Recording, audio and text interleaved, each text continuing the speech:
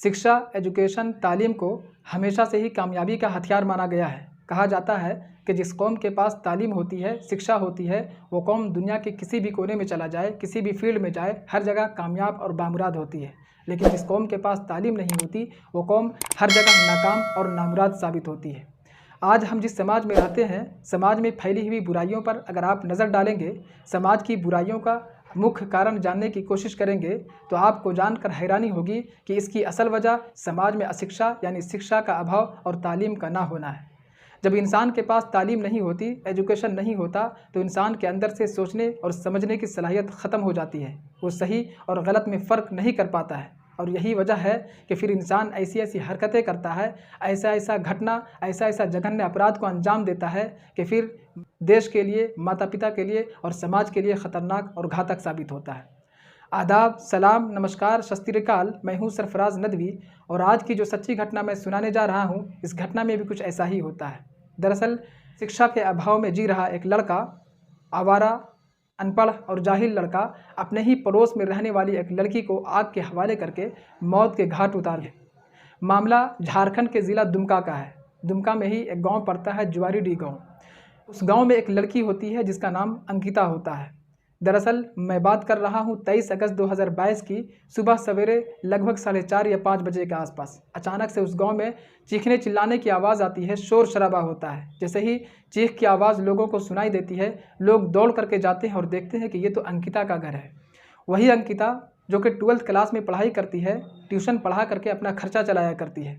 लोग देखते हैं कि अंकिता के घर में आग लग गई है और आग की लपट इतनी तेज़ है कि उस आग में अंकिता का ज़्यादातर शरीर जल चुका होता है, क्योंकि जिस कमरे में अंकिता सो रही थी, मुख्य रूप से आग उसी कमरे में लगाई गई थी। अंकिता को बड़ी मुश्किल से लोग वहां से निकाल करके अस्पताल ले जाते हैं। रांची के इस हॉस्पिटल में उसे एडमिट करवाया जाता है, जहां 5 दिनों के इलाज के दौरान ही अंकिता की मौत हो जाती है। लेकिन दोस्तों, मौत से पहले ही पुलिस प्रशासन के सामने अंकिता ने अपने मौत के पीछे की जो पूरी कहानी बताई है, वाकई उसको सुनने के बाद आपके रोंगटे खड़े हो जाएंगे, आपका मन विचलित हो जाएगा, आपके अंदर क्रोध और गुस्सा बढ़ जाएगा। आप सोचने पर मजबूर हो जाएंगे कि हम जिस समाज में रहते हैं, इसी समाज में ऐसे ऐसे लोग पल रहे हैं जो समाज में तो इंसानों की शक्लों में रहते हैं, लेकिन करते हैं जानवरों और दरिंदों वाली हरकत। दरअसल अंकिता बताती है कि मैं जिस कॉलोनी में रहती हूँ, उसी कॉलोनी में एक लड़का रहता है जिसका नाम शाहरुख हुसैन है। वो लड़का पिछले 2 सालों से मेरा पीछा कर रहा था, मेरे साथ छेड़खानी कर रहा था, मुझे परेशान कर रहा था। मैं उसकी छेड़खानी से परेशान आ चुकी थी। मैंने कई बार अपने पिता को बताया।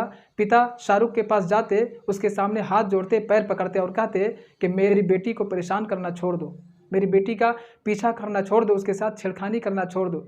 जब पिता उनको समझाते तो कुछ दिनों के लिए मामला तो शांत हो जाता, लेकिन फिर वो अपनी हरकत से बाज नहीं आ रहा था। पिछले 15 दिनों से लगातार मेरा पीछा कर रहा था, मुझे परेशान कर रहा था। जब मैं ट्यूशन के लिए निकलती तो मेरे पीछे आ जाता और कहता कि मैं तुमसे प्यार करता हूँ, मेरा प्रपोज़ल एक्सेप्ट कर लो, मैं तुम्हारे साथ ज़िंदगी गुजारना चाहता हूँ। लेकिन मुझे पता था कि एक आवारा लड़का था, ये एक आवारा लड़का था। कई लड़कियों से इसका संबंध था। आए दिन सड़क पर खड़ा होकर के लड़कियों के साथ छेड़छाड़ किया करता था।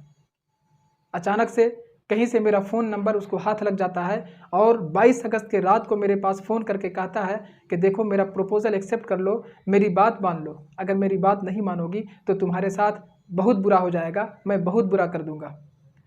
लड़की अपने पिता को बताती है, रात में बताती है और कहती है कि ऐसा ऐसा मामला है। पिता कहता है कि सुबह होने दो, अभी तो रात हो गई है, सुबह इस मामले का हल निकाला जाएगा, नहीं होगा तो फिर थाने में जाकर के शिकायत दर्ज करवाई जाएगी।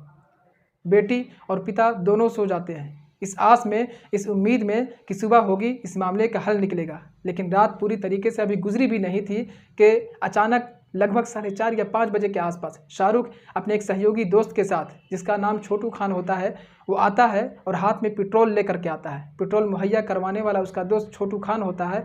पेट्रोल लेकर के लड़की यानी अंकिता के घर आता है। अंकिता जिस कमरे में सो रही होती है, उसी कमरे की खिड़की से कमरे में पेट्रोल का छिड़काव करता है और उसके बाद आग लगा करके शाहरुख वहाँ से फरार हो जाता है।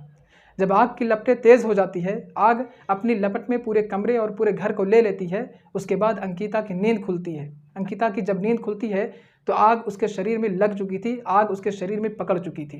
अंकिता चीखती है, चिल्लाती है, शोर करती है, लोग पहुंचते हैं। अंकिता को बड़ी मुश्किल से वहां से निकाला जाता है और न पहले तो नज़दीकी अस्पताल में उसको भर्ती करवाया जाता है, लेकिन प्राथमिक उपचार के बाद तुरंत रांची के रिम्स हॉस्पिटल में उसका एडमिट करवाया जाता है। अंकिता का इलाज लगातार 5 दिन रांची के रिम्स हॉस्पिटल में चलता है, लेकिन 5 दिनों के बाद लगातार अंकिता ज़िंदगी और मौत की जंग लड़ते लड़ते आखिरकार 29 अगस्त को दोपहर के समय वो ज़िंदगी की जंग हार जाती है, उसकी मौत हो जाती है। दोस्तों, पुलिस ने आरोपी तो गिरफ्तार कर लिया है, साथ ही साथ आरोपी का जो सहयोगी दोस्त था छोटू खान, उसको भी पुलिस ने गिरफ्तार कर लिया है। लेकिन शर्म की बात और हैरानी की बात यह है कि जब पुलिस आरोपी को गिरफ्तार करके ले जा रही थी तो उसी समय आरोपी कैमरे की नज़र में मुस्कुराता हुआ दिखाई देता है।